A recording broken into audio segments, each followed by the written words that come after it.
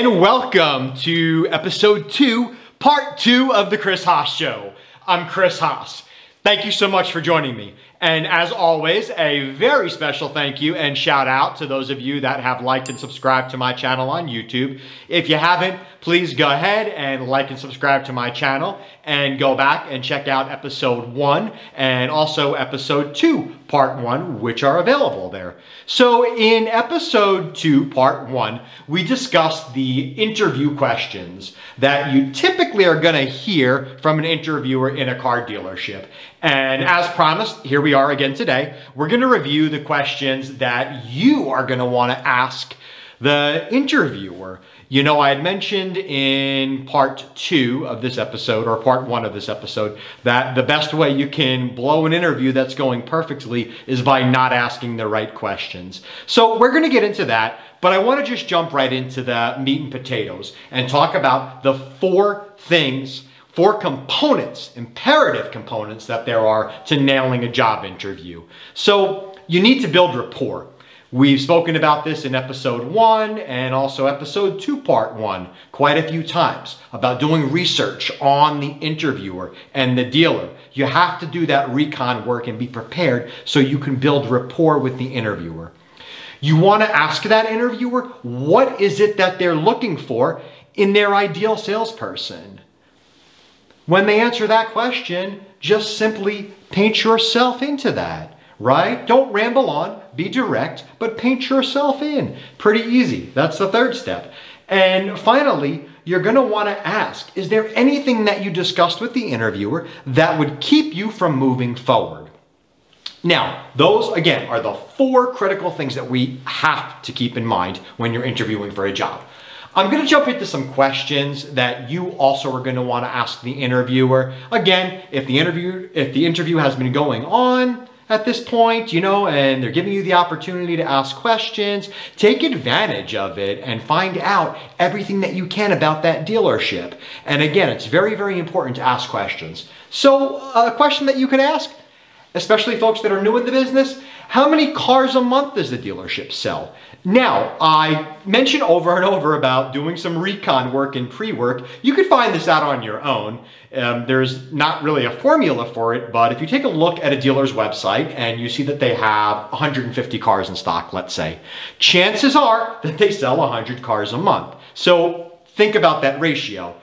Take the inventory in the dealership, take the number of cars that you see, new and used, times that by about 66%, and that's the number of cars that the dealer should be selling. You want to ask how many salespeople are on the floor currently at the dealership. Now, that's a very important question because if a store sells 150 cars and they have 15 salespeople there, well, there might not be a whole lot of meat left on the bone for you. Think about that. Ask how much did the top salesperson earn last month or last year, however you want to cook that up. And on the flip side, ask how much did the most inexperienced person learn, right? This is directed for someone that's new to the car business, so you want to find out, maybe is there any training pay when you're first there? So what did the newbie on the floor earn recently? And ask to see a copy of that pay plan. Any reputable dealer is going to be happy to show you right then and there what that pay plan looks like. So just like we spoke about in part 1 of episode 2, we talked about some more advanced questions that the interviewer may ask you. I've prepared a couple of more advanced questions for you as well that you may want to ask the interviewer. Now, if you are applying for a sales job, you may want to ask what the sales process looks like at that dealership.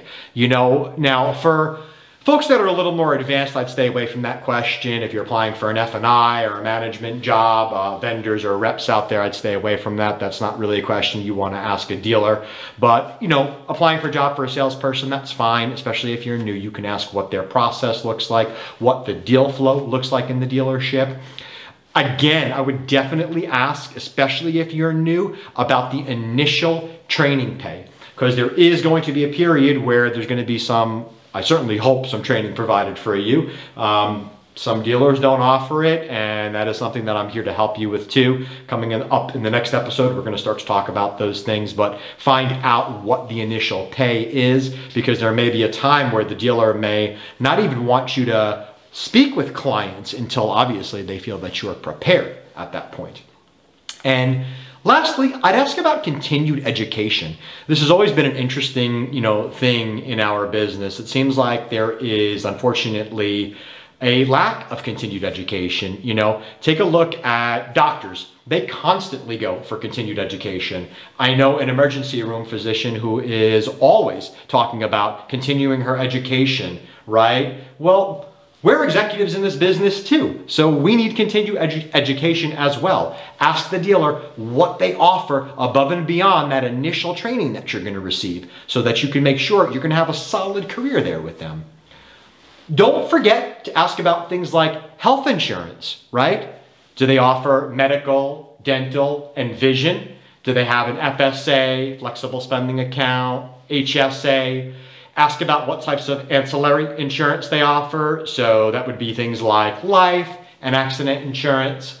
Ask about a 401k also. There's many dealers that offer this. I actually know of one group that actually has an employee stock ownership program. That's absolutely phenomenal. So ask about those things. And finally, ask about your schedule and time off. We do work a very lot of hours in this business, so you want to find out what the schedule looks like and what the time off looks like, how that's accrued. It's very important. I'm going to highly recommend that you exercise your time off in this business so that you don't burn out. Now what? You want to ask the interviewer when you will be notified. So again, we kind of spoke about this. I gave you the meat and the potatoes early on. This could be another point where you want to ask that question. If you forgot to ask it, ask, is there anything that we discussed today that is preventing me from moving forward? If the interviewer tells you that there is something, well, go ahead and start to overcome it. Remember to ask about your hire date. Is the dealer going to be hiring someone in a week, 2 weeks? This way here, you can financially plan. It's a very important thing for you to know. Now, you've wrapped all this up, and when you depart from the dealership, there's going to be 2 things that I highly recommend you do. First, you're going to send a thank you email to the interviewer. Let them know that you enjoyed speaking with them and that you obviously are going to be looking forward to coming to work with them, right? Because you know that you've nailed everything that we talked about today.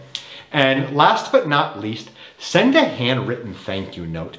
This is a very, very important thing to do. It will separate you, and I've seen folks that have done this, and it has definitely set them apart to where they were the ones that received the job because of it. So it can be a very, very simple handwritten thank you note. You can run out to Walmart and grab a small pack of thank you cards. And what that should look like is just mention in there that you appreciated that interviewer's time and you are looking forward to continuing the conversation with them. Again, it's something that is a very classy thing to do, and it will separate you. So we've wrapped up today, episode 2. Part 1 and Part 2 in completion. Congratulations. I absolutely know that you have received a career. You are about to embark on an excellent career here in car sales, and you are going to make more money than you ever can imagine, and you also can advance very quickly in this business as well. So stay tuned for episode 3. I'm going to cover the onboarding part paperwork with you. It's going to be a unique episode. Unfortunately, I notice a lot of dealers will drop a bomb of paperwork on your desk on day 1, and you really don't understand all of it. So I'm going to go through those documents with you and help you understand what they are. So please stay tuned. And as always, hit me up in the comments. Let me know what you liked and what you didn't like about today's episode. We all learn from each other. And again, if you have not subscribed to my channel on YouTube, please like and subscribe to my channel. And you can also find me on Facebook, Instagram, Twitter, Snapchat, and LinkedIn. Thank you so much for tuning in. Chris Haas out.